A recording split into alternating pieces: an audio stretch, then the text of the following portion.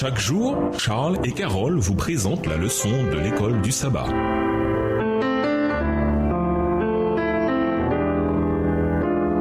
Bienvenue dans votre émission. Dieu nous parle. Nous voilà à la leçon de jeudi, limite aux dettes et emprunts nécessaires. Lisons Deutéronome 15 et versets 1 à 5. Que demandait le Seigneur de son peuple comme le révèlent ces versets? Deutéronome 15, versets 1 à 5. Tous les 7 ans, tu feras relâche, et voici comment s'observera le relâche. Quand on aura publié le relâche en l'honneur de l'Éternel, tout créancier qui aura fait un prêt à son prochain se relâchera de son droit. Il ne pressera pas son prochain et son frère pour le paiement de sa dette. Tu pourras apprécier l'étranger, mais tu te relâcheras de ton droit pour ce qui t'appartiendra chez ton frère. Toutefois, il n'y aura point d'indigent chez toi, car l'Éternel te bénira dans le pays que l'Éternel ton Dieu te fera posséder en héritage, pourvu seulement que tu obéisses à la voix de l'Éternel ton Dieu, en mettant soigneusement en pratique tous ces commandements que je te prescris aujourd'hui. En harmonie avec d'autres statuts de 7 ans, Exode 21, le verset 2, Lévitique 25, les versets 3 et 4, les prêteurs aussi étaient soumis à des régulations, comme les esclaves ou les serviteurs et la terre. Puisque les prêteurs ne voulaient pas remettre de dette, une personne endettée ne pouvait le rester que pour 7 années au maximum.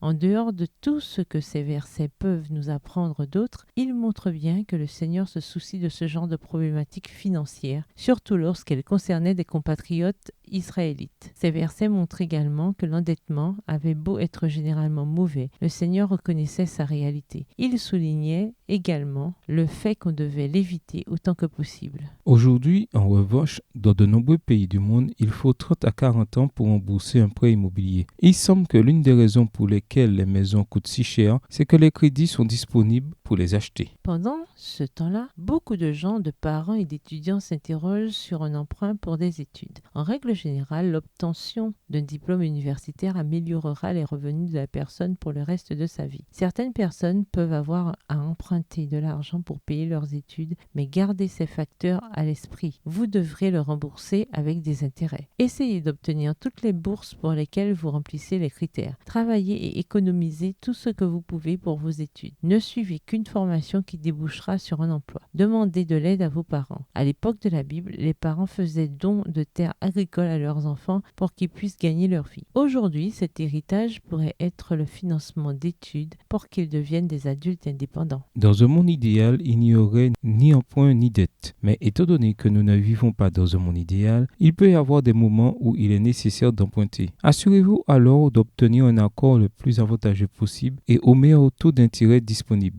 Puis empruntez le strict minimum dont vous avez besoin et remboursez-le aussi vite que possible pour économiser sur les intérêts. En principe, cependant, autant qu'il soit humainement possible, nous devrions chercher à éviter les dettes. En suivant les principes bibliques en matière de finances dans notre vie de tous les jours, nous pouvons faire beaucoup pour éviter des dettes inutiles et la pression terrible qu'ils nous imposent, à nous et à notre famille. Si vous avez prêté de l'argent à des personnes, êtes-vous honnête, juste et aimable dans vos transactions avec elles? Comment vous en sortirez-vous devant Dieu quand vous devrez répondre de ces transactions? Voir Ecclésiaste 12, verset 14. Au revoir. Et à demain si Dieu veut. Dieu nous parle. Chaque jour, Charles et Carole vous présentent la leçon de l'école du sabbat.